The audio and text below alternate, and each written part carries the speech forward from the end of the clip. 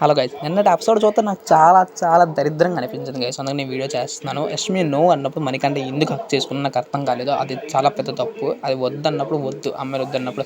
And next మనం చూసి పృథ్వీకి అందరూ చాలా ఇంప్రూవ్మెంట్ ఇచ్చేస్తున్నారు. మన అబ్బాయిలు అంతా కలిసి ఒక మంచి ప్లాన్ వేసుకున్నారు. సార్ మనం ఎలాగైనా గెలాలి అని చెప్పి ఇక్కడ 2 కార్పొరేట్ షేడ్స్ కూడా పెట్టారు. ఫోటో టాస్క్ అనేది, ఫోటో పట్టు అనే టాస్క్లో మన పృథ్వీ గారు రాజు గారు ఫౌల్ చేద్దామని చేశారు. మొత్తం ఫౌల్ అయింది, కానీ మళ్ళీ ఆడికి దెబ్బ తగిలింది. ఎందుకంటే ఆ అబ్బాయి గేమ్ గెలిచింది. వీళ్ళిద్దరే స్టాండ్ అయితే తీసుకున్నారు భయ్య, యష్మి అన్న అబ్బాయి.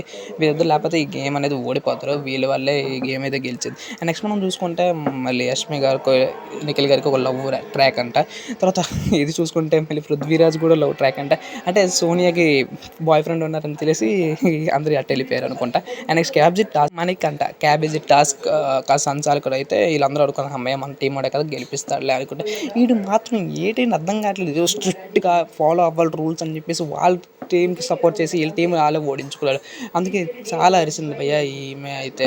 అంత ప్రేరణ ఎంత అరిసినా సరే వేస్ట్ అయిపోయింది. మనకంటే ఇంత స్ట్రిక్ట్ చెత్తలాగా చేశాడు భయ్య. అసలు సంచాలకులు కాదు ఎలా ఉండాలంటే వాళ్ళ టీంని సపోర్ట్ చేసుకుని ఉండాలి. ఎందుకంటే వాళ్ళ టీంలో వచ్చినప్పుడు వాళ్ళ టీంని వాళ్ళు సపోర్ట్ చేసుకున్నప్పుడు వీళ్ళ టీంని వీళ్ళు సపోర్ట్ చేసుకున్నారు. నెక్స్ట్ మనం చూసుకుంటే బోర్ల గేమ్లో ఎంత సంచాలకులు కాదు మన సోనియా వాళ్ళ టీంని స్టాండ్ తీసుకున్నప్పుడు మన మణికంఠ కూడా స్టాండ్ తీసుకోవాలి. మణికంఠ స్టాండ్ తీసుకోకుండా వాళ్ళ టీంని ఏదో పెద్ద జడ్జిలాగా స్టార్ట్ చేశారు భయ్య. ఎపిసోడ్ చూసిన తర్వాత మణికంఠని అయితే ఈడే ట్రైలో ఉన్నాడు అనిపించింది నాకైతే. ఇంకెలాంటి అప్డేట్స్ కానీ వీడియోస్ కానీ మీరు మాత్రం సబ్స్క్రైబ్ చేయండి, బెల్ ఐకాన్ ఆన్ చేయండి. ఇలా హైలైట్స్ అయితే ఇస్తూ ఉంటాను.